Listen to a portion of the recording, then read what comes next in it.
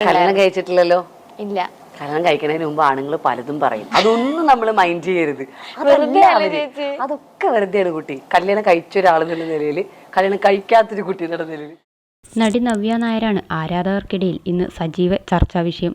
കഴിഞ്ഞ കുറച്ച് വർഷങ്ങൾക്കുള്ളിൽ നവ്യ നായരുടെ ജീവിതത്തിൽ വന്ന മാറ്റങ്ങൾ ജനം ശ്രദ്ധിക്കുന്നുണ്ട്.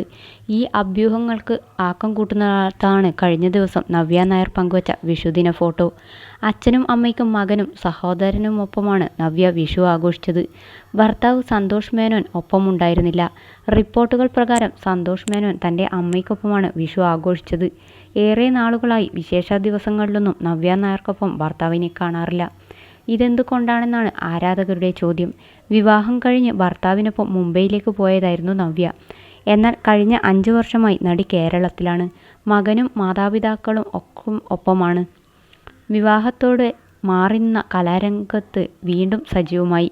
നൃത്തവിദ്യാലയം തുടങ്ങി. സിനിമകളിൽ അഭിനയിച്ചു. ഷോകളിൽ സാന്നിധ്യം അറിയിച്ചു.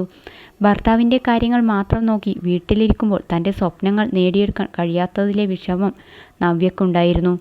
വിവാഹമെന്ന സമ്പ്രദായത്തിലെ തെറ്റായ ധാരണകളെക്കുറിച്ച് നവ്യ ഒരിക്കൽ സംസാരിക്കുകയുണ്ടായി.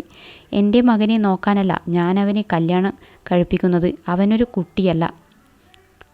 അവൻ മുതിർന്ന ഒരു വ്യക്തിയായ ശേഷമാണ് വിവാഹം ചെയ്യുക. അവന് പാചകം ചെയ്ത് കൊടുക്കാനല്ല വിവാഹം.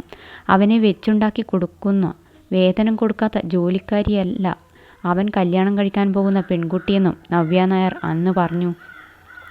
വിവാഹ ജീവിതത്തിലേക്ക് കടന്ന് കുറച്ചു കാലത്തിനുള്ളിൽ തന്നെ കലാരംഗത്തേക്ക് തിരിച്ചു വരണമെന്ന് നവ്യ ആഗ്രഹിച്ചിരുന്നു.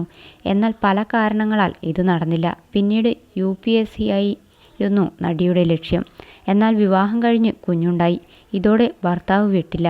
കുഞ്ഞിനെ നോക്കാൻ ആരും ഉണ്ടാകില്ലെന്നാണ് ഭർത്താവ് കാരണമായി പറഞ്ഞതെന്നും നവ്യ അന്ന് വ്യക്തമാക്കി. പിന്നീട് ഡാൻസിൽ ഡിഗ്രി നേടണമെന്ന് ആഗ്രഹിച്ചു. അന്ന് ഭർത്താവ് എതിർത്തെന്ന് നവ്യ പറയുകയുണ്ടായി. യൂണിവേഴ്സിറ്റിയിൽ ആപ്ലിക്കേഷനെല്ലാം അയച്ചത് സന്തോഷേട്ടനാണ്.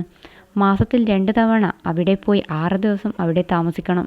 പക്ഷേ ഇൻ്റർവ്യൂവിന് കോൾ വന്നപ്പോൾ ചേട്ടൻ പോകേണ്ടെന്ന് പറഞ്ഞു. ഇപ്പോഴും അതെന്താണെന്ന് അറിയില്ല. കുറേ പറഞ്ഞു നോക്കി. എന്നാൽ മകൻ ചെറുതാണ്, ഇപ്പോൾ പോകേണ്ടെന്നാണ് ഭർത്താവ് പറഞ്ഞതെന്നും നവ്യ അന്ന് ഓർത്തു. 24 വയസ്സായിരുന്നു നവ്യയുടെ വിവാഹം. അന്ന് വിവാഹമാണ് ഒരു വ്യക്തിയുടെ ജീവിതത്തിലെ വിജയമെന്നാണ് കരുതിയത്. ഈ കണ്ടീഷനിങ് കൊണ്ട് അടിസ്ഥാനപരമായ അവകാശം പോലും മനസ്സിലാക്കിയില്ല. ഭർത്താവ് എനിക്കെതിരെ സംസാരിച്ചാൽ അത് അദ്ദേഹത്തിൻ്റെ അവകാശമാണെന്ന് കരുതി. എന്ത് പ്രശ്നമുണ്ടെങ്കിലും സഹിച്ചേ പറ്റൂ എന്ന് ഞാൻ വിശ്വസിച്ചിരുന്നെന്നും നവ്യ തുറന്നു പറഞ്ഞു. ഒരിക്കൽ തമാശ രൂപേണയും വിവാഹത്തെക്കുറിച്ച് നവ്യ സംസാരിക്കുകയുണ്ടായി. കല്യാണം കഴിക്കും മുമ്പ് ആണുങ്ങൾ പലതും പറയും. അതൊക്കെ വെറുതെയാണെന്നാണ് നവ്യ പറഞ്ഞത്.